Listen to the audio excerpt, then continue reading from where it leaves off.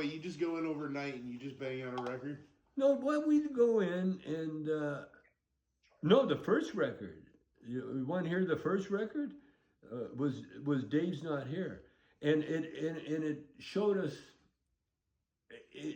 how we could do it so simple because we never wrote it, we performed it, and it was supposed to be another bit.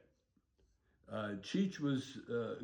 It was supposed to be about a dope dealer, you know, and we talk about, you know, dealing or whatever. But when he was outside the door locked from the inside, and it was hot as hell outside. And it was nice and cool, air conditioned inside. And so I was inside. And when Cheech knocked on the door, I could hear him sweating. It was so hot. And Just fucking with him. now I was supposed to open the door, but he knocked on the door, and instead of opening the door, I said, "Who is it?" And Cheech, if you notice in the record, there's a beautiful pause. It's me, man. Come on, open up. I got the stuff. When you hear that, the original. No, what we you know, put out on the airwaves was one that a very clean version where we went into a studio and we reenacted it. But the original was so much funnier.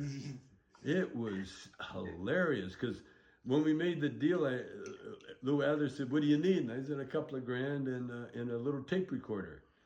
And so he gave us the money and the little tape recorder. So, and it was the only time I ever used it. I put it on the console, and I thought I hit record. So every time he'd knock, I look up at the door. You know, I wasn't a recording engineer by no means, and so then I'd look back to see if it recorded, but the needle wasn't moving. And so I'd pause and look at it, and then that was enough pause for Cheech to knock again. And when he knocked again, I saw the needle move, and I thought, "Oh, okay, it's working." But the joke is also working too. How long can I keep him outside? That turned out to be the game. And so no matter what he said, I would. I just fucked with him.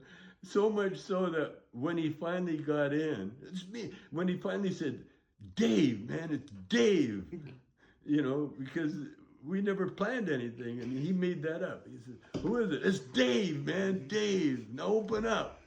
And that was a little code to us, between us too, because my first partner was named Dave, and Cheech kind of replaced him.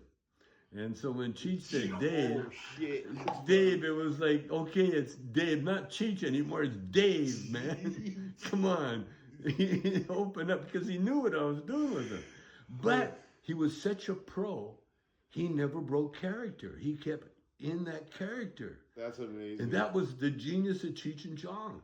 He never broke character. And so finally, when I finally opened the door, he was ready to hit me. He was sweating. He was pissed off. And I had to say, wait, listen. And so we played it back. We must have wore out that tape because we played it back so many times. First of all, just for us. Oh, shit. Just Cheech and I, we're in there laughing our ass off. Did we have I don't think we had an engineer at the time. No, we never. No, it was a rehearsal studio. So we never had an engineer. We never had anybody. But after that moment, that's how we recorded all the records then. We just went into a little mix down room with a tape recorder and an engineer. And then we recorded all our stuff there. But after we did Dave's Not Here, and Cheech took it out and everybody heard it, and then we went in the studio that day and recorded it. That night it was released, and it went right across America. And overnight, literally overnight, we went from nobody to Cheech and Chong. It was that clean.